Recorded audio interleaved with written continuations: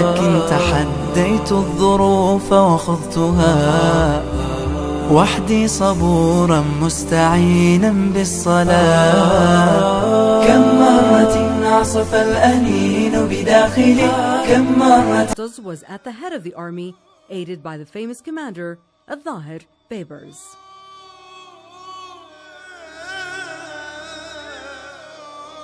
If he had stayed behind in Cairo, he would have been at a disadvantage.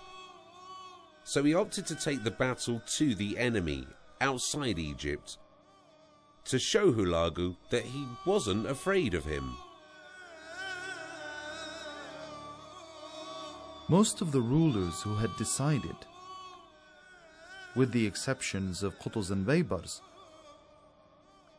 to wait and let the Tartars come to them, were annihilated as a result. The Mamluks thought and decided to change the plan, to go on the offensive instead of defending. On the road to Ain Jalut was a force of Mongols ready to enter Gaza and sack it, and it was essential that they be stopped from entering Egyptian territory.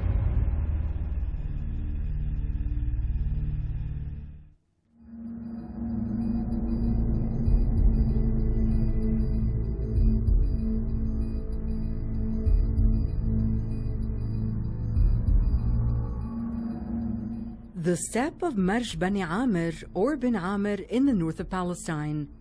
This geographical formation covers an area of over 350 square kilometers between Galilee and the mountains of Nablus, and forms the northern approach to Palestine and the key to controlling it, for many conquerors and occupiers pass through the hills and valleys, which are the main artery into the country from the surrounding areas.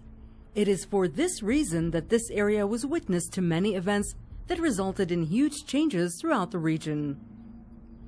Crisscrossing this area are several little valleys, among the most significant of which is Wadi Jalut, known by the local inhabitants as Ain Jalut or Ain Jalut. There used to also be a village by that name that was destroyed by the Zionists in 1948, leaving its people homeless during the war that same year. A very important battle in Muslim history took place here between the Mongol horde that was pillaging its way through the region on the one hand and the Muslim armies on the other. This was during the month of Ramadan of 681 AH, September 1260 AD. This confrontation is called the Battle of Ain Jalut, and its name is bound to that of the Mamluk Sultan Saifuddin Qutuz, assisted by another Mamluk commander, al-Zahir Baybars, who would later become ruler, making the Mamluk nation in his time one of the most formidable nations in Muslim history.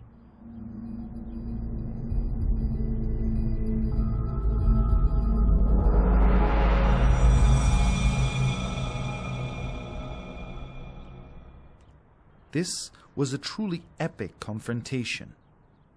Mighty Hulagu himself and his hardened veterans were completely destroyed by the determination of the Mamluks at the Battle of Ain Jalut.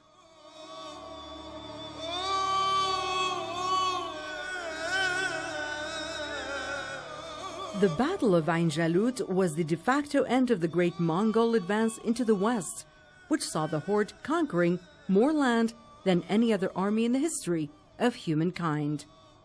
Everyone at the time believed that there was no escape, that the only option was to submit to the rule of the invaders, only to see them vanquished in a single battle at the hands of an army from Egypt.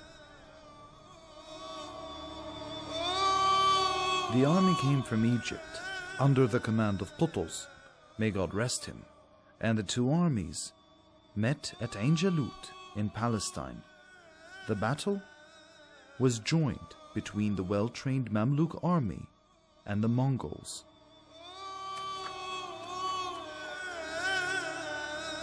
So they were under the leadership of Qutuz at Ain Jalut, and he cried out for Islam, and that epic battle was joined, which saw the Mamluks victorious over their foes.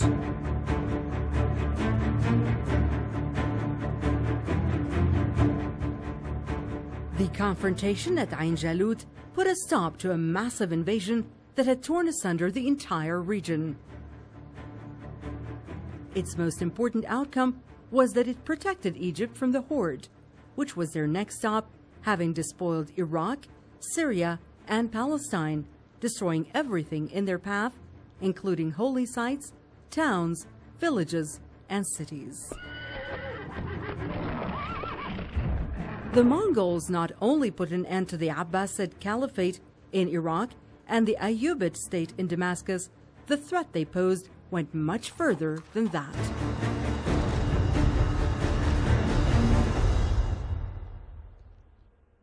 In fact, the Battle of Ain Jalut protected all of human civilization. Nothing stopped the Mongol invasion from the Far East to the Levant itself. It was the plague. When they would take a city, they would raze the buildings, kill the men, enslave the women, burn the books, and tear down mosques and churches.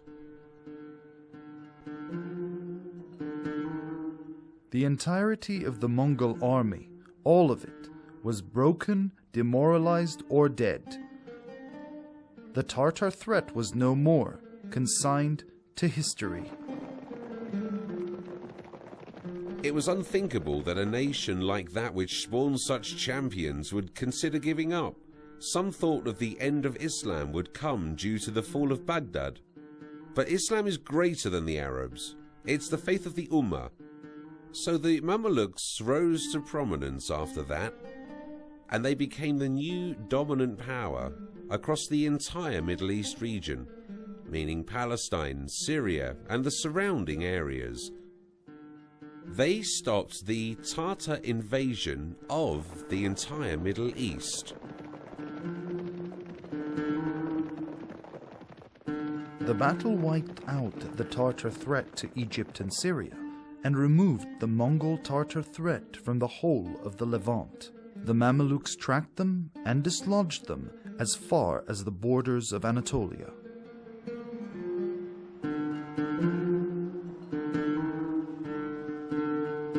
Damascus saw the famous debut of Saifuddin Qutuz, aka Mahmud bin Khawarizm Shah.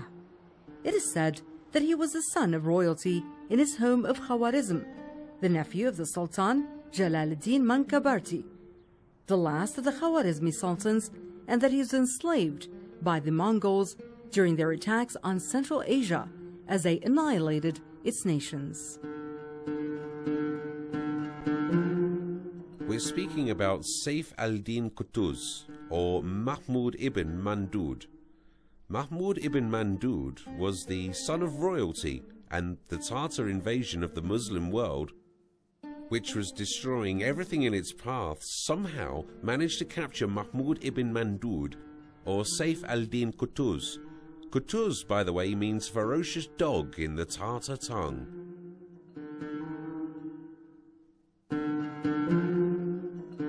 I do not at all subscribe to the assumption that he was a relative of the kings of Khawarizm.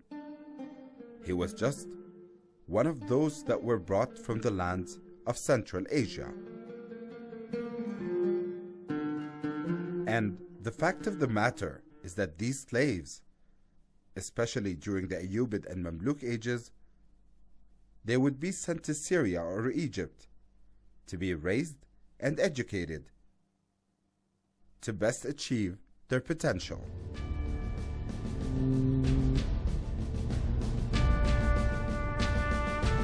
No matter his origins, he was a fierce warrior who was trained to fight the Crusaders during the time of the Ayyubid ruler Najmuddin Ayyub in Egypt, who built a fortress for this very purpose on Rhoda Island between the Nile's tributaries.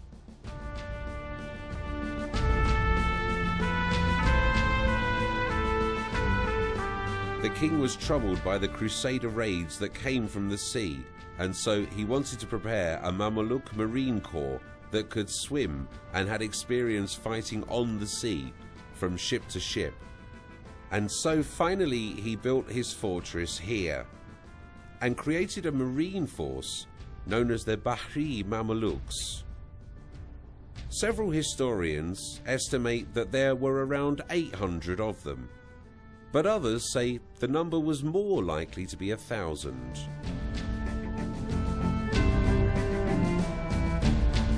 The Sultan Najmuddin Ayyub, that good king, trained a number of these great warriors, including such men as Faris ad-Din Aqtai, Qutuz, and Baybars, who were true leaders, and they took over the rule of the country after him at what was a critical time. The Mongols, who had destroyed the Muslim world, ended the caliphate and invaded Syria and Palestine, were only turned back by the Mamluks are of a different ethnic makeup to the Burji Mamluks. The Burjis were made up of Circassians. They were of the Circassian ethnicity. The Bahris were made up of people who were of Turkish origin.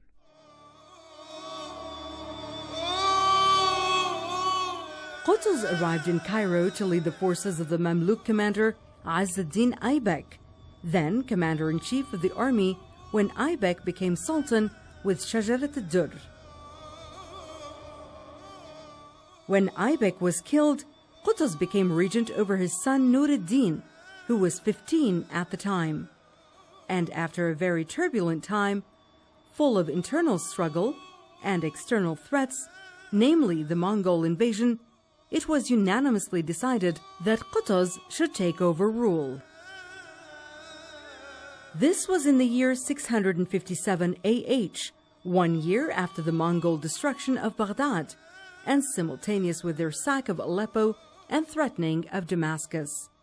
Everyone was certain that their next stop was Egypt, which meant that preparations had to be made to confront them.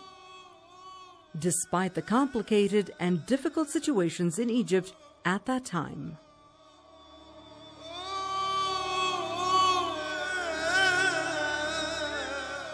When the Sultan Izz ad-Din Aybek was murdered, and when his wife Shajarat ad-Durr was also murdered afterward, the child Sultan Nur ad-Din Ali bin Izz ad-Din Aybek became next in line to rule.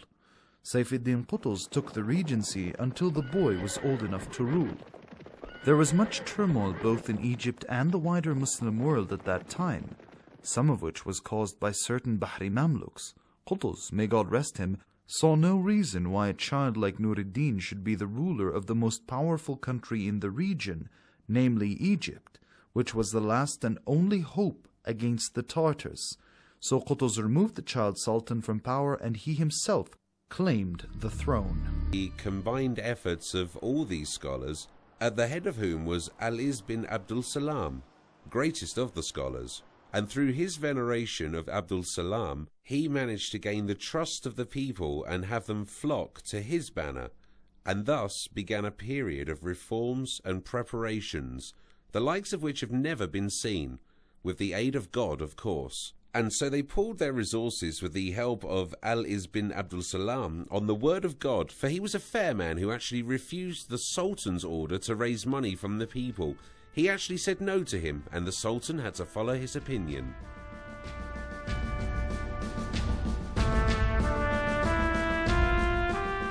Looking into the historical facts of the story, we can see that Abdul Salam achieved two things that were unheard of at the time.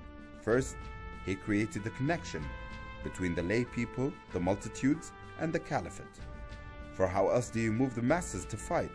How else do you win a battle on the scale of Ain Jalut against such a ferocious foe? Izz ad-Din Abdul Salam was that link, that bridge. He was the medium that connected the ruler to the people he ruled. Add to that the fact that his moral compass was incredibly strong. He was a very moral man. He was bold and brave, as it is written of him. Thus he was trusted by both the ruler of the people and the people themselves. And so the expected happened. The Mongol leader Hulagu sent emissaries to Qutuz with an ultimatum to surrender. A stern answer was needed for an invader of this type.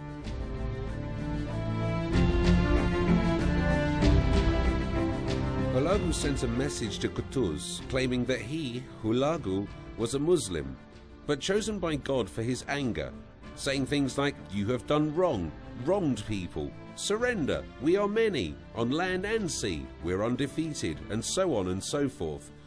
So Qutuz, and let's not discuss the legality of the action, for a messenger should not be killed, but to scare Hulagu and to show him that he wouldn't give up, he killed the messenger as an act of defiance.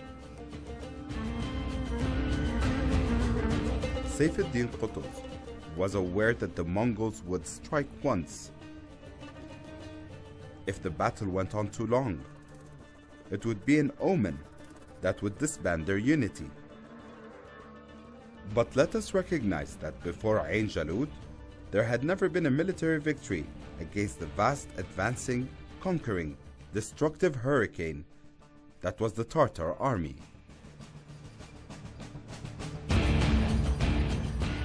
We must credit Saifuddin Qutuz first with taking the initiative and choosing to fight. I mean, he could have easily chosen to negotiate, which was a valid political choice. But he read the situation, realizing that his foes negotiate with one hand while preparing to stab you in the back with the other.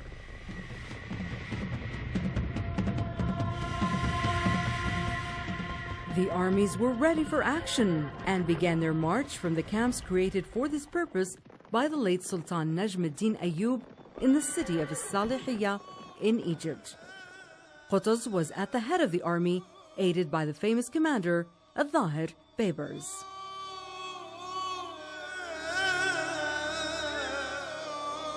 If he had stayed behind in Cairo, he would have been at a disadvantage. So he opted to take the battle to the enemy, outside Egypt, to show Hulagu that he wasn't afraid of him. Most of the rulers who had decided, with the exceptions of Qutuz and Baybars, to wait and let the Tartars come to them, were annihilated as a result. The Mamluks thought and decided to change the plan, to go on the offensive instead of defending. On the road to Ain Jalut was a force of Mongols ready to enter Gaza and sack it, and it was essential that they be stopped from entering Egyptian territory. The man who took on this mission was Al-Zahir Baybars, who achieved in Gaza a glorious victory against the Mongols and proceeded to the rally point near Ain Jalut in Palestine.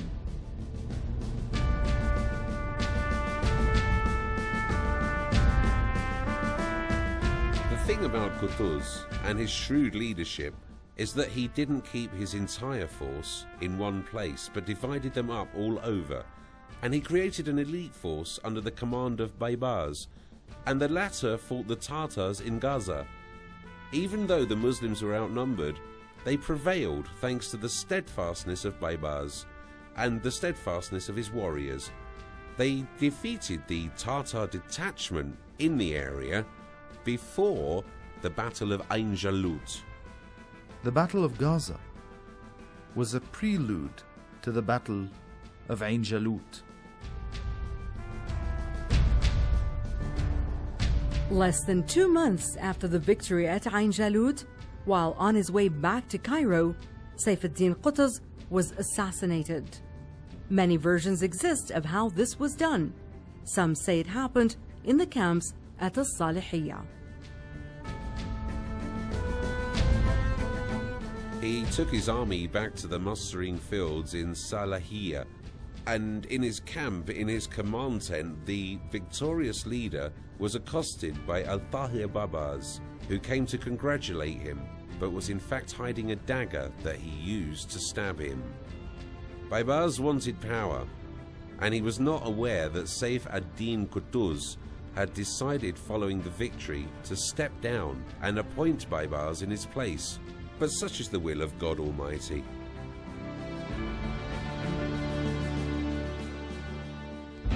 It has also been said that others killed Qutuz, but no matter the stories, it seems that fate had meant him for a particular mission, and his life ended shortly after completing it.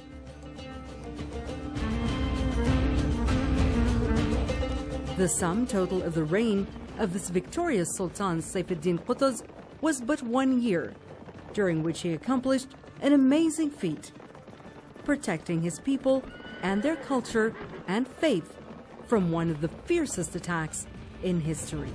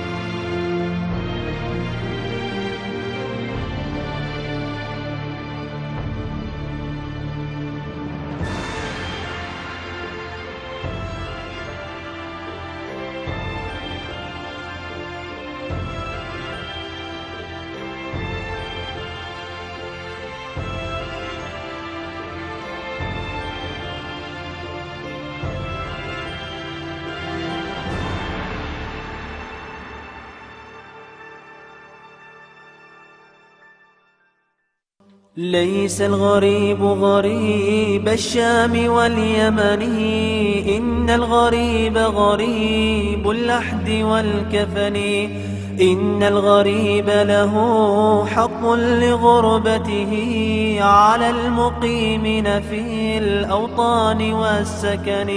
سفري بعيد وزاد لن يبلغني، وقوتي ضعفت والموت يطلبني. ما أحلم الله عني حيث أمهلني، وقد تماديت في ذنبي ويسترني. تمر ساعة